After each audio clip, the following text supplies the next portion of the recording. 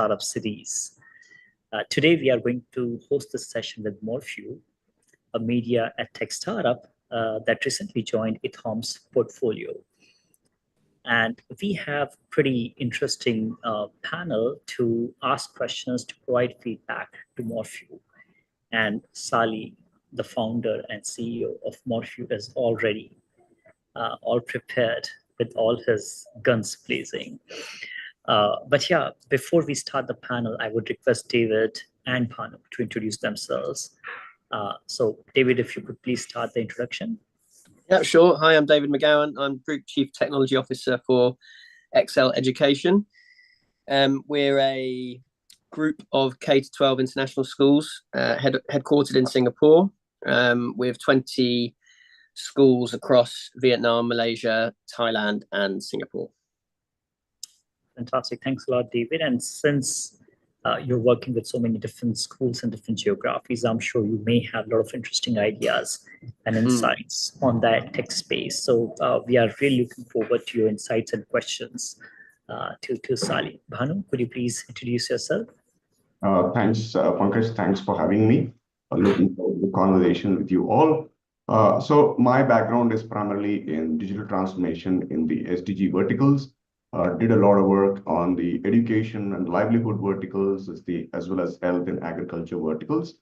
I look at discovering the combinations between people, platforms, and processes to kind of create outcomes and impact in all these verticals. Did a lot of work with Nokia, Microsoft, Perosystems, and other organizations in mainstreaming technology use cases into the SDG verticals, as I said before. My focus area primarily has been getting digital services to the bottom 2/3 of the population in the global south, which offers quite a different set of challenges in tangent opposite to what a first world scenario on technology could look like. And that gives me interesting parallels as to how aspiration, irrespective of which socioeconomic layer you are in, how aspirations are pretty similar. The quantums of the aspirations might be different, but the voltage of the aspiration is actually similar. And sometimes as you go down in the pyramid, the voltage of the aspiration is actually even more stronger, I would say. So my lens here in this conversation would really be to look at what Sali and his team are looking at and try to figure out if it can spread in the middle of the global south as well, or more towards just the global north and the top 1%. Thank you. Thanks a lot, Bhanu. And since you have been in the startup ecosystem, I'm sure you will come up with a lot of interesting questions yourself. So appreciate that. Now I would request Sali to introduce himself and then get into the Morfeu pitch. Yeah, Sali, please. Sure. Thank you, David. Thank you, Bhanu. I'm Sali, and I'm the founder of Morfeu, and I have experience in media, broadcast, and content production for 25 years now. And my previous project was a streaming platform, OTT platform, focusing on content creation, original content creation. And during this process, I realized that a lot of talented people are getting turned down by the producers because they don't have simply personal connections with them. And a lot of creative ideas are left behind. So I decided to start a company to build a product that allows anyone to create beautiful visual story videos, storytelling, focusing on storytelling. And this is how we started to work on Morfeu Video Engine. And our first product, Lila, just recently was released. And Lila is a platform that focuses on video storytelling for kids, combining this with education, because education is evolving, and so the way students engage with learning content. Traditional educational videos are expensive, slow to produce, and often lack of personalization. And what if you could generate interactive, age-appropriate educational videos in minutes instead of hours or days? This is why we built Lila, and Lila is an AI-powered video engine that turns lessons into immersive storytelling experiences, helping EdTech platforms scale content creation efficiently and increase student engagement. We know that EdTech companies, when it comes to create a video content, struggle with challenges, high production costs, slow turnaround times, and the difficulty of keeping up with personalized learning needs. Also, regulatory barriers add complexity, while traditional static content fails to engage today's learners. I'll get to this in detail in a little bit. And without a scalable way to create adaptive interactive video lessons, students lose interest and learning outcomes suffer. And today's learners, especially Gen Alpha and Gen Z, are growing up in a world where video is their primary language. They are visual first, expecting content that is fast, fun, and interactive.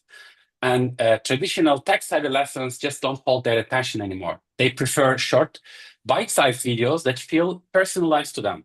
They expect storytelling, visuals, and characters, not just static slides or lectures. And they're also highly digital native. They move. They have this ability to move between apps, games, and platforms with ease. And for them, learning should feel intuitive, as engaging as the content they consume on YouTube and TikTok. That's why video isn't just a nice to have. It's the core format for effective education for these generations specifically. In today's Gen AI world, of course, AI-generated video tools exist, but they fall short for education. Most models lack coherence, storytelling structure, and customization. They produce mostly generic results that fail to align with specific curriculum needs. And this is why exactly we built and customized Lila for EdTech companies. For the first time with Lila, we can make personalized videos in just minutes, not days, saving time and money with simple steps, focusing on creativity and work smarter. Because Lila turns any question into an engaging video story, making learning fun, visual, and easy to understand. From science to history, Lila explains complex topics in simple ways, so kids don't just memorize, they understand. Perfect for curious minds and growing imagination. And rather than explaining, I'm going to switch my screen. I'm going to share my browser tab and show the app itself and do a live demo, a quick demo. So this is Lila. It's a beautifully designed, simple app for creating videos in minutes. So I'm going to hit create a custom story. By the way, I want to give a little detail. In my profile settings, I have a profile set for 7 years old. So the story is going to be produced suitable for 7 years old kids. So I'm going to click create a custom story. Right now, we support 22 languages. I'm going to stick with English and type any question here. Maybe please explain how seasons change, maybe. Also, if you are not creating educational videos, you can also create some entertaining videos, setting some plot and define a moral theme, so making it more engaging as well. I'm going to stick with animation style and hit the create story. What's happening now in the background, Lila starts to work on around this question to create a suitable story, to create a storyline, create visuals, animate the visuals, and create the video. It will take up to 3 to 4 minutes. So I'm going to switch back to the presentation and then we can check the video. So yeah. I'm just going to skip this. And Lila is an easy-to-use app, but by the way, seamlessly integrates with EdTech platforms, enabling rapid, high-quality content creation with ease. Educators and students can generate AI-powered videos that reinforce learning, enhance engagement, and personalize education at scale. And the result, of course, is higher student retention, better learning outcomes, and cost saving for EdTech platforms. Lila is more than just a storytelling tool. It delivers real impact for EdTech platforms. Up to 70% reduction in video production costs, from 20 to 40% improvement in retention through personalized learning experiences, and of course, with the power of AI, cost-effective localization for global markets. And unlike the other generic AI tools, Lila is designed for personalized learning. It's easy to use. With a simple clicks, you can create the videos. Requires no technical skills. You don't have to edit, put, or assemble videos. It's really easy to use. And we work in the background to ensure regulatory safety. So we make it effortless for EdTech companies to integrate AI-powered videos into their existing content with ease. And our team, we are a team of media and tech experts coming from different backgrounds. And in the past, we have built and exited companies in media, storytelling, and content creation. And also our experience as a team spans brands like Apple, Spotify, Unilever, and Cisco. And we know what it takes to scale AI-powered video content for global companies. As I mentioned, we recently launched Lila, and these days we are launching with a go-to-market strategy focused on parents of kids aged 3 to 12, educators, and creators across US and North America. First, we are using organic social media, Instagram, TikTok, and Facebook to showcase Lila's magic through short, shareable story videos. These platforms help us build awareness quickly and visually. At the same time, we are building small but loyal communities on Facebook, like Facebook group for parents and Discord for educators and creators. And these spaces are key for engagement, feedback, and word-of-mouth growth. We are also forming strategic partnerships, like doing pilots with learning apps and collaborating with parenting influencers and creators by offering them early access and personalized stories in exchange for exposure. By the way, we are pairing all this strategy with content marketing and SEO, like publishing weekly blog posts, teacher resources, and how-to videos to bring in users organically over time. Because this is a kind of brand new product that didn't exist before, so we are creating a lot of material to explain everything in detail. And finally, our product fuels its own growth because every video created on Lila is easily shareable to others. And our goal for the following 6 months is to reach 5,000 users with strong community traction and partnerships. Today, Lila operates on a dual revenue model, subscription-based access for parents, educators, and students. And for enterprises, we offer an API-based AI storytelling engine, allowing seamless integration into existing EdTech platforms. As I mentioned, we launched Lila on February 15, and we already have more than 5,000 engaged users. With a marketing push plan to March and April, we are accelerating partnerships with leading EdTech companies to integrate AI-powered storytelling into their learning experiences. Our app is available on Google Play and Apple App Store. We have more than 20,000 views on Instagram and 1.3K subscribers on YouTube. Thank you. That was the presentation, and I'm going to go back and check the video. I'm going to share my tab here. Also, I'm going to share the sound. Yes. So this is the result that we put just minutes ago, seasonal secrets. I'm going to hit the play and see. Lily sat by her window, watching snowflakes dance outside. "Grandma, why does it snow in winter but not summer?" she asked curiously. Grandma Rose smiled. "That's a wonderful question. Would you like to learn about how seasons change?" Lily nodded eagerly, her eyes wide with excitement. "The Earth travels around the sun in a big circle," explained Grandma, grabbing an orange and a flashlight. "This orange is Earth, and this light is the sun." Grandma tilted the orange. "Earth is actually tilted like this. When we're tilted toward the sun, it's summer. When we're tilted away, it's winter." "Let's go outside through the seasons," Grandma suggested. "We'll start with winter, which we have right now." They bundled up in coats and stepped into the snowy yard. "In winter, our part of Earth tilts away from the sun," Grandma explained as they made footprints in the snow. "The sunlight hits us at an angle, making it colder." Suddenly, the scene changed. Snow melted, tiny green shoots poked through the soil, and birds chirped.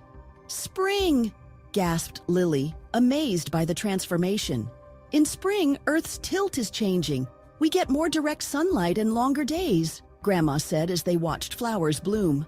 Plants wake up from winter sleep. The scene shifted again. Flowers gave way to lush green leaves and warm sunshine beat down. Lily felt sweat on her forehead. Now it's summer.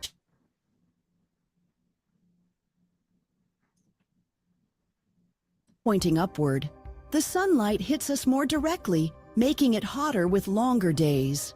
Another magical change swept through the garden.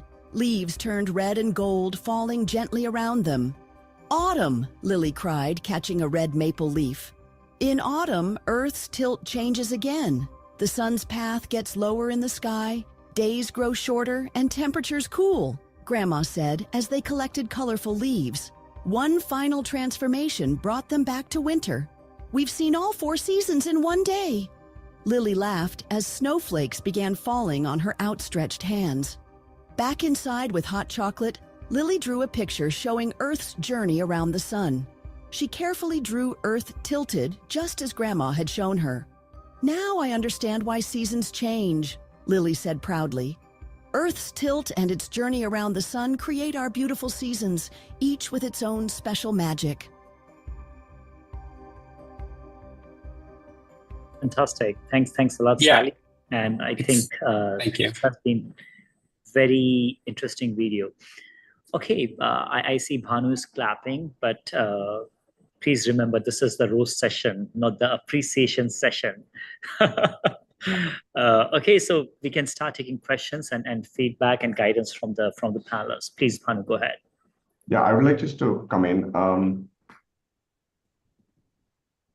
I saw that you basically took a 1-sentence prompt and you did the rest of everything and just coughed up an end product, which, by the way, for the limited input given is a phenomenal output. But the whole construct of using stories, primarily when it comes to either parents or teachers, is a little bit of agency which they would want to have on how the story curves, or can I go and change something in the storyline where the video becomes a little different because I'm planning to land certain different morals or learning concepts. So I think it's sort of like a black box for me at this point. I just wanted to understand, is there a point in time in future where you would show the script and allow me to adjust the script a little bit and then go to the step? Yeah, thank you. That was a good point. Exactly, good point. This is what we are working right now. We call it Lila Studio. It's going to be available in a few months. So Lila Studio gives a little bit more advanced control on everything, on scripting, storytelling line, defining the story to be like more fun or more educational, and also approving each scene and visual to be more appropriate, more control for teachers, and allowing them to design the storyline in a detail. But eventually we wanted to have a product that is very easy to use and simple for parents and for students themselves to ask questions and watch some engaging videos. So this is why we start to delivering, as you mentioned, as a black box. But if you give more details on the prompt, it will act accordingly. So you can say, I want a video that is more educational. Don't put some fantasy or magic in it. Make it more neat and more like documentary. It will act like this, and it will shape a storyline more like documentary instead of putting some fantasy. So it totally depends. You can create. I mean, we tried some videos like explaining how solar system works, and there were in the videos there were sometimes like an alien companion who explains how things work, and sometimes it can be a professor who explains how things work. It totally depends on the user's preferences. I have a follow-on. I'm looking at the fact that you are looking at parents, teachers, and content creators. Is one of these archetypes more primary than the other in your next 6 to 12 months acquisition plans, or any of these three works fine? As so far we understand, because we are in talk with some major companies and doing some research, we understand that teachers, they they usually prefer to use tools that are commonly used by other teachers. So warm effect is high between the teachers. So we're going to focus more on educators and teachers for the next 6 months. Try to expose them Lila. So in terms of cost of ownership, if I look at what is the compute cost of each of this? For example, the demo which you just now gave, what's the compute cost? For now, we have 2.8 from 2.8 up to $3.1 US dollars per 3-minute videos.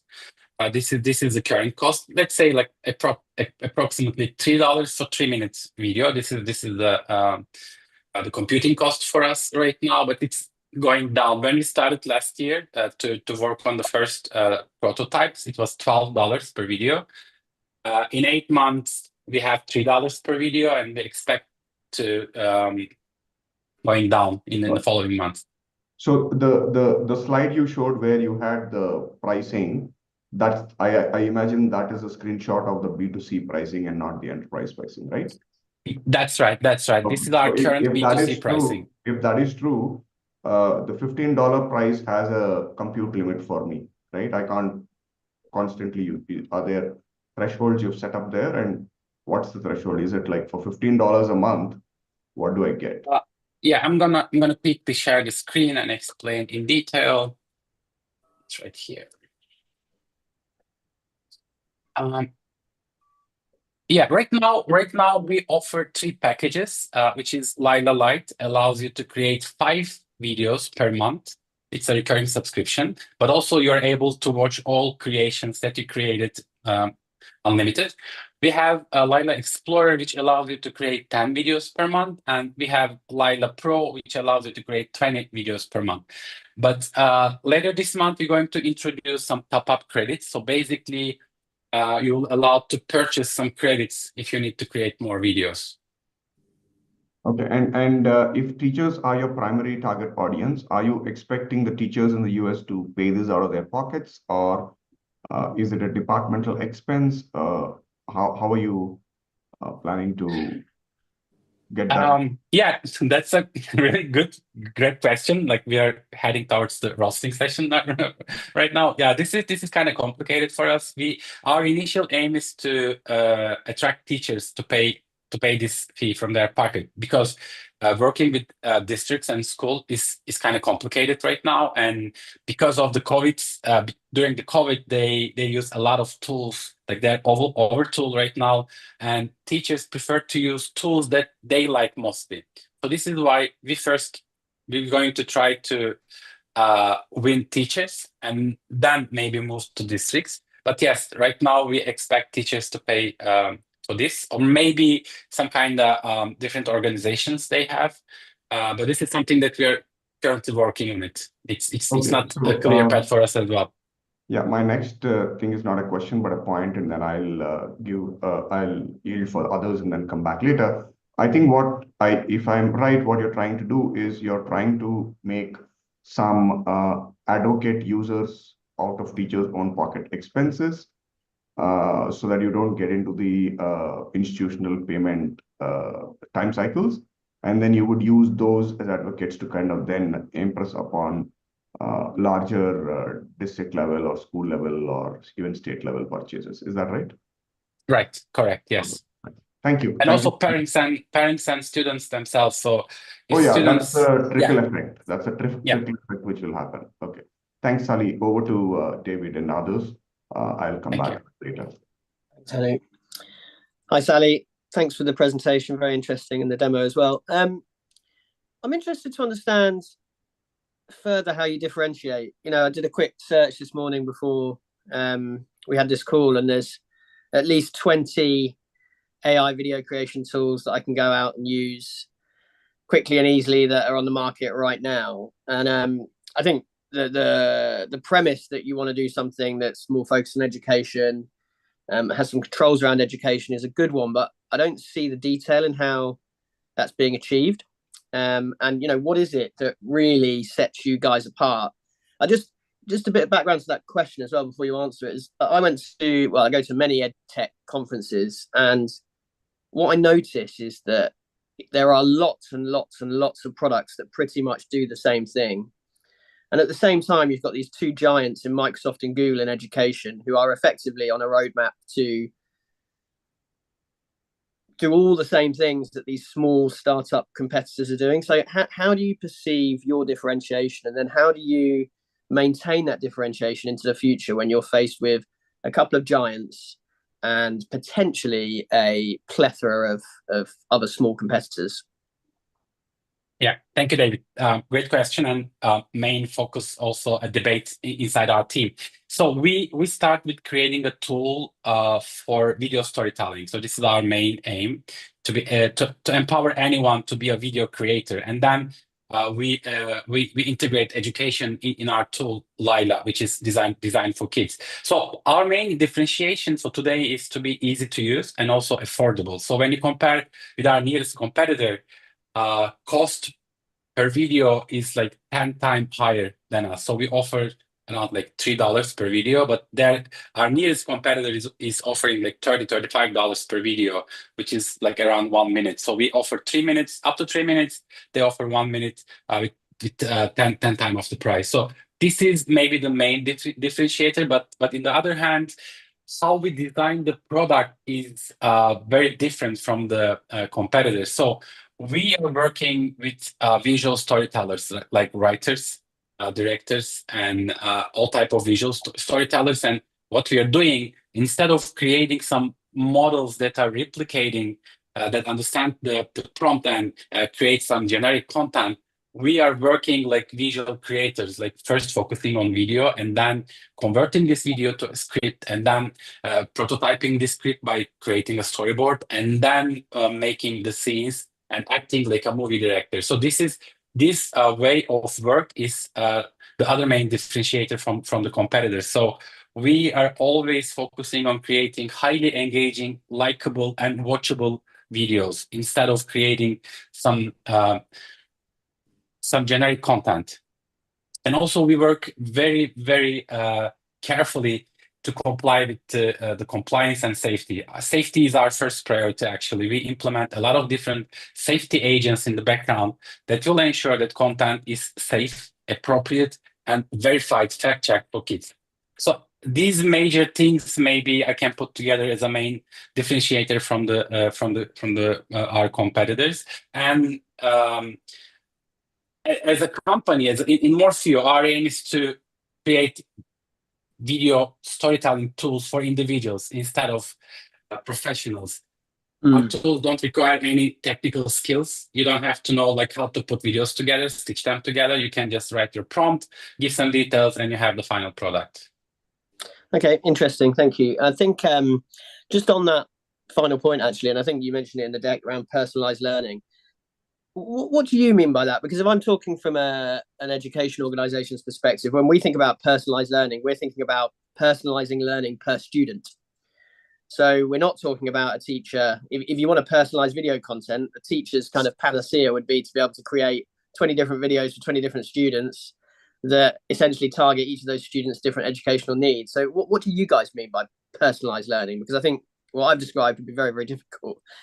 Yeah, but exactly, you describe it amazing. This is the point that we are aiming right now. With personalized storytelling, we aim to, so this is a personal product. It's not a mass product. So when you engage with Lila, because we ask a few questions in the onboarding, so put your kid's age, you give us your location, and we try to understand your trends with your prompts that you're writing. What we're trying to do, we're trying to create special, localized, and personalized videos for that individual. For example, if you are a user using Lila from South Africa, it will add some local elements to the stories to make it more easy, understandable, and familiar for that specific audience, for that specific kid. If you are generating story from, let's say, Bulgaria, it will put some local elements. Even in some cases, the weather of that time. So what we do in the background, we check a lot of different things. For example, right now that we are having actively working on this version is to check the weather. So when you put a story, it will check the weather, and if it's something related, it will put that day's weather into the story. So we're going to add some more and more feature in the near future. But what we're trying to do, and first, of course, the age appropriate stories. Right now we have ages from 3 to 12, and for different age, it's create different stories. For some ages, it's longer and more complicated. But some ages is less details and more visual styles. So this is what we're trying to achieve with our upcoming versions, to add more and more personalization. Great question for the teacher. For example, if you have a class of 10 students, in some point, you can add some details about the students. You're going to ask some questions. So if you answer those questions for that specific students, or maybe students can answer that questions, it will craft different videos for each student. Let's take an example how solar system works. For some students, it can be like a 1-minute video with plain images, but for other students, it can be fully animated with some fictional characters and other stuff. So it's totally depends on the viewer's point of understanding and capabilities to consume and enjoy this video. Okay, yeah. So at the moment, to me, it sounds more like localization than personalization from an educator's perspective. But fair enough. You answered the question. I've got two kind of other questions that are linked but slightly different topics. So, but there is a tenuous link between the two. So the first is you talk about reaching out to teachers directly and wanting teachers to pay for this directly with the hope of then reaching the wider organisation, so potentially organisations like mine. But I think in the context of education at the moment, technology is quite frightening to organisations. I suppose in the public sector, you'd be looking at districts, etc. In the private sector, you'd be looking at group organisations like Excel. So we're actually trying to exert more and more control over what teachers use and allow less and less personal use of personal products. Alongside that, the curriculum is normally pretty controlled by your academic department in whatever form that takes. For us, in some countries, we have a central academic team across multiple schools. In some countries, have an individual academic team per school. But ultimately, there is a level of control around what teachers can do individually in the classrooms and individually in terms of creation of their own content. So it sounds to me a bit of a risk to be kind of putting your eggs in the basket of we get teachers to buy into this, whereas if you start to sell into lots of districts or organizations that are trying to take teachers' ability to use individual tech away from them, the two trends are misaligned. The follow-on question to that is around curriculum, and there are so many tools at the hands of teachers at the moment. So there's tools in terms of telling you about the students in a teacher's class, so that would help with your localization stroke personalization point. But we also have learning management systems that hold this whole wealth of curriculum data. And I just wondered, what plans have you got to work with leading learning management solutions to make sure that you can effectively make the teacher's job even easier? You know, the real benefit I could see from this would be if I, as a teacher, could plug Layla into my LMS solution. I'm head of science. I want to plug it into the science curriculum, and I want to create a range of videos automatically aligned to that curriculum, using that curriculum's content that then can be distributed out to the teachers within the learning management system for them to consume. Have you got any plans to go down that route? So just to summarize, first question, are you sure you're right about that strategy of going for teachers first over organizations? Second question, what's your roadmap around integration with EdTech providers, particularly in the curriculum content space? Thank you. A lot of good insight and great questions. By the way, David, thank you very much. So first, we don't want to replace the curriculum or to replace the existing EdTech and learning tools. We just want to support them in video creation. So this is our first thing.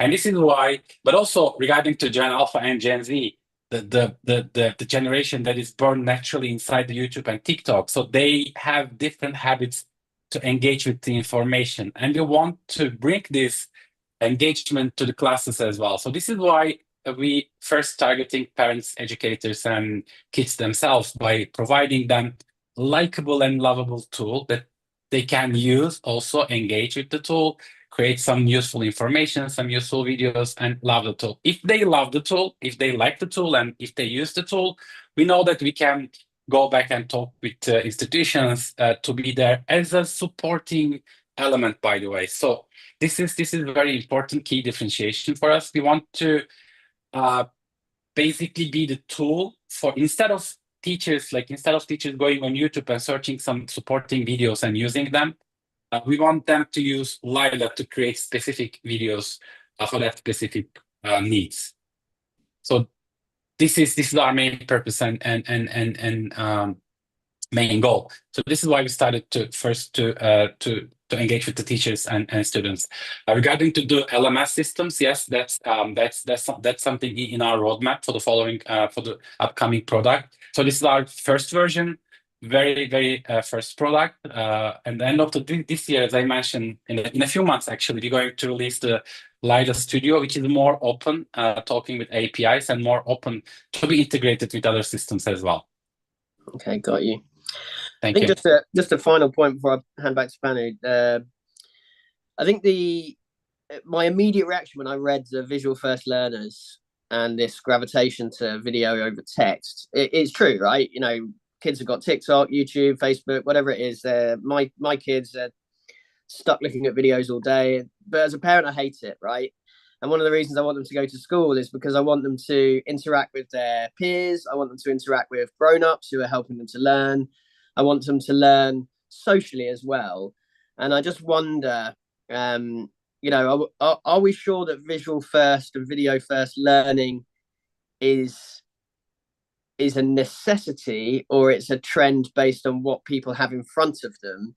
And is it the right way to really get children to learn, as opposed to traditional teaching? Teaching moves very slowly. Very slowly. It's been the same for about 150 years, right? So but it's a great starting point for this discussion. It is, I mean, yeah. How do we sell that into this cohort of people, both in teaching administration and then teachers themselves in the classroom, and then this third group, which is parents who are worried about their kids spending too much time just watching videos and turning into zombies? How do you sell this idea that this is a beneficial thing and not just another digital media that's sucking up kids' attention rather than learning in a classroom in a traditional way? Yeah, excellent question and excellent discussion topic, and also like a slippery slope for us because I'll try to be careful about this, but I'm always using this example. This was a huge discussion in our founding team as well.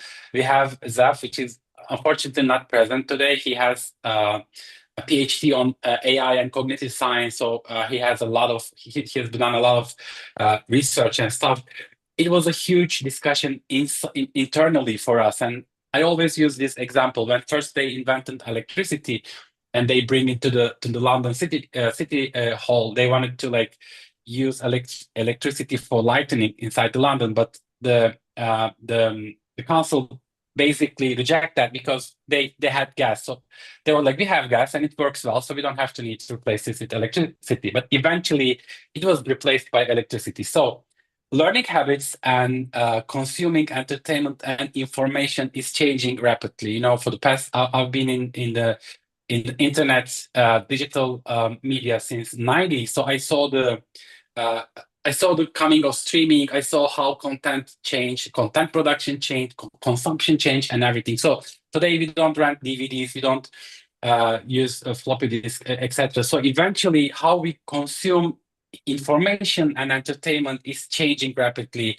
So we're trying to bring something as how we sell this to the teachers and parents answering this.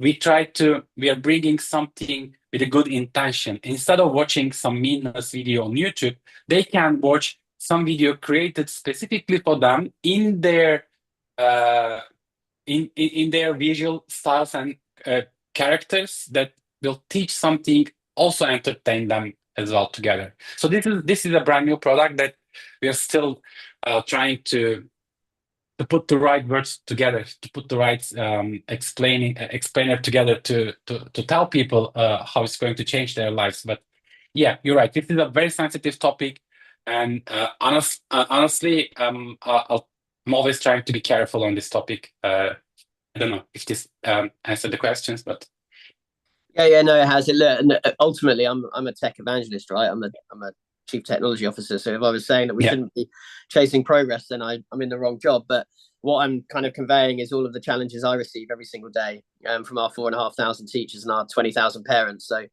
yeah, it's a tough nut to crack, and just be prepared for some serious pushback on that. Yeah, I always want to think like, okay, we're going to integrate some useful information into their video watching habits, something like that. Yeah, it's a good argument, actually. I know it's meant to be a roasting session, but I'd say pretty good response. That's what I was wondering. It's not a roast session at all. You guys are being too easy. Okay, we have Aditya on call. Aditya, may I request you to unmute yourself and probably turn on the video as well? And sorry, I tried turning the video on earlier. I don't know, wasn't getting on. All right, hi, Sali. Hi, everyone else, and hi. Well. So, I mean, I did even before this read up on Laila quite a little bit, so that I thought I'd have some good questions, but I think they were asked by David and Bhanu. Especially David actually just asked a question, which I was in terms of the reaction you get from parents and teachers. The screen time that a person might have they're using your product, right? That is a very serious issue among all countries in terms of a generation that is happening now, probably 5 to 10 years old. My question I have for you is a little bit more related towards storytelling as a concept was aimed to boost an imagination creation of the child by themselves. When you create your stories in a video format, don't you think to influence that you influence that imagination in a certain way, and all you turn up is just be a video for a story? As in, you kind of do, I mean, like take Harry Potter for an example, right? You read the book, you have a different world, everybody imagines it differently. The minute you put like a visual aspect or a video story to that, then the book kind of is not that meaningful. I mean, the book still stands more meaningful, but the imagination is kind of ruined for that child. So how do you address that through your product? Right. Perfect question. And exactly also another internal discussion going on in our team as well, because we try to promote Laila and put it like a co-creator instead of something that you can consume one way. So this is why Laila has this option that you can put some details about your story, your imagination, and Laila turns it to visuals. So we try to position Laila as a co-creator to humans instead of replacing humans for storytelling, for educational content creation and stuff like that. It's a co-creation because it starts with initial idea. You have to put something, you have to tell something to Laila in order to create a visual story for you. It can be just one sentence, a simple sentence, or you can work like a whole paragraph, or even with Laila Studio, it can be the whole script, the whole scenario if you have one.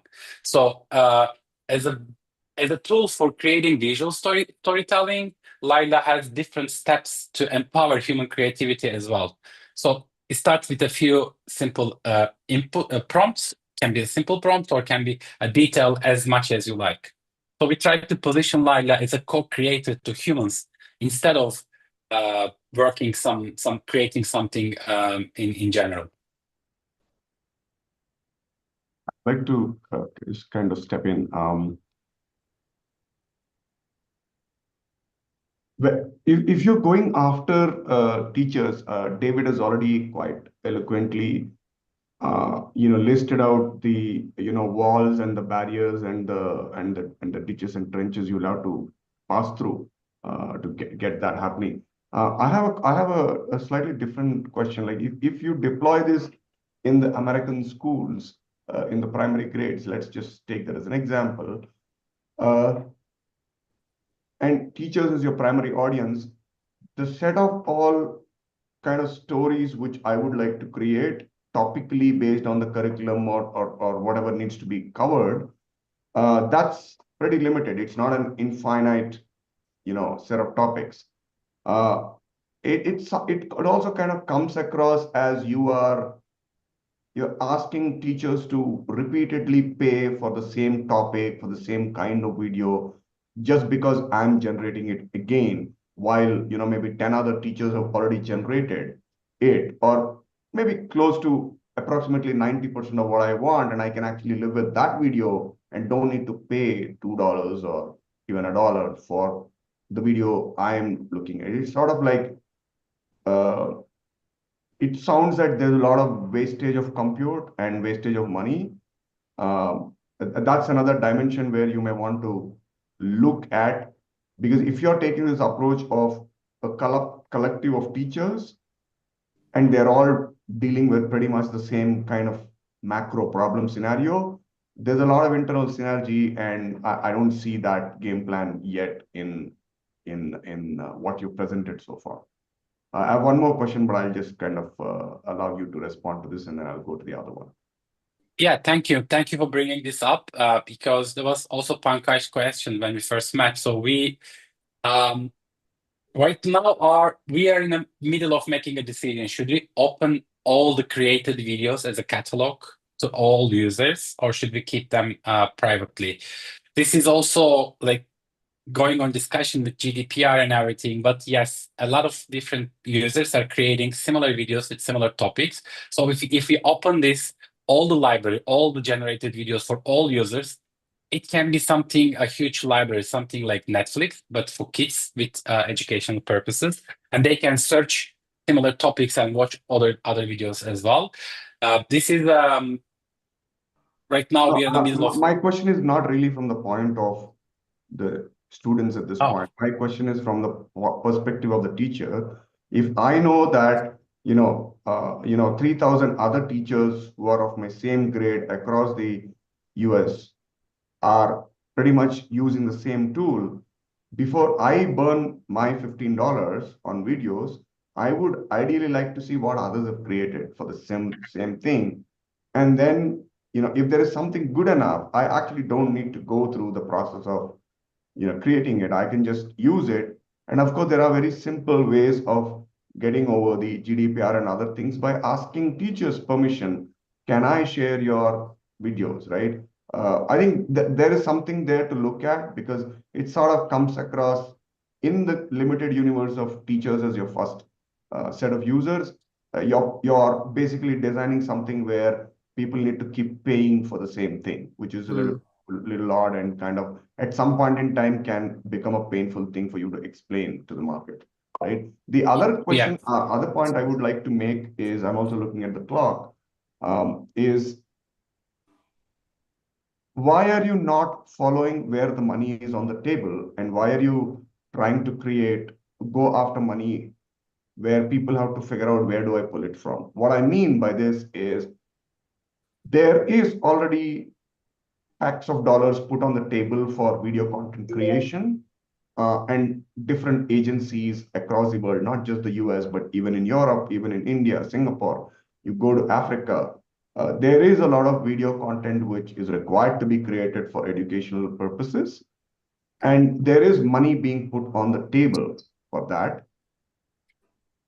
Would you be better off going after solving that ecosystem's problems, where the money taps are already open and the money pipes are already set up, and it's just a flow which needs to happen, versus you want to go and look at a place where you actually have to start doing the plumbing for how the money is going to be sourced and figured out and moved? That's something also to think about from a macro business model point of view. Because then you might actually be locking larger packets of money in the initial stages and establishing phenomenal amount of credibility that you are able to, like you said, reduce from up to 70% of video production costs. There are people who will die for that productivity and pay for that productivity, as opposed to teachers for whom you will have to, spend, whole 9 yards or whatever amount of effort convincing them to even try your product. So I think just looking at, where the money is on the table, where the pipes for the money flow have been preeminently set up, could we just start tapping into those to get your tool even better? Because when I look at the video, I did notice not only in the demo now, but also yesterday when I was just looking at your website, there are still issues about when the child is walking, it's like foot front back. There are various such issues which I'm sure will get resolved. But the more usage happens, the faster you can resolve that. And I think you're better off on the back of big content creation works which are there, as opposed to trying to go crowdsourcing at this point. I think just to follow on Hanu's point there, he's spot on with that question, actually. And, you know, we as an organization are spending hundreds of thousands of dollars already a year with Times Educational Supplement, with Collins, with Penguin. And what's going to persuade us to spend more additional cash to create some of our own video content rather than just continue buying from our curriculum providers? And also to follow up. So my point of view on that is just small one is, I think it seems more like a novelty. Probably somebody tried for the first time, you know, give it a try. I don't think it's going to have the stickiness. You're not going to get much of an LTV of a client using your product through a longer space. Thank you. Yeah. So we designed the Morfeu video engine as a tool that will democratize video content creation for any type of businesses. So yeah, you have a great point by addressing these video needs. They're already there. But our point of view is that any type of person with any type of need can use our tools for their video creation needs and processes. I think, Sali, nobody's questioning that you're democratizing the power of creating videos. The question really is, as a startup, would you look at solving the problems for companies where the money is already stacked up, and then allow the organic crowd-related stuff to slowly catch on? Or would you spend 90% of your time to convince the organic crowd or the not ready crowd and try to convert them while there is money being taken away by others on the table, right? So it's not either or, it is which first and then which builds later. That's really the point. I think that's those are fantastic comments from the panel, and I know that Sally, you're sitting in front of expert panelists. So if you want to ask any question and get their insights, get their guidance on one topic, that hey, this is my confusion, this is my sort of dilemma, what should I be doing about this? So please feel free to use that time for that. Yeah, thank you. Thank you for bringing this point. Actually, it was my going to ask this question to Bhanu regarding his comment, and we are like kind of right now to being a consumer product or creating a video engine that will serve businesses to solve their video content creations inbox. So which way we should go? So that was my question to the panelists. So as a consumer product, it's here, but also we have the option to integrate this over the API for businesses. And we are a small team, so we have limited sources and energy. So which way we should choose? Yeah, I think so. In my view, entrepreneurs have two problems to solve. One is the product fitting the market. Second is the product fitting the purse, right?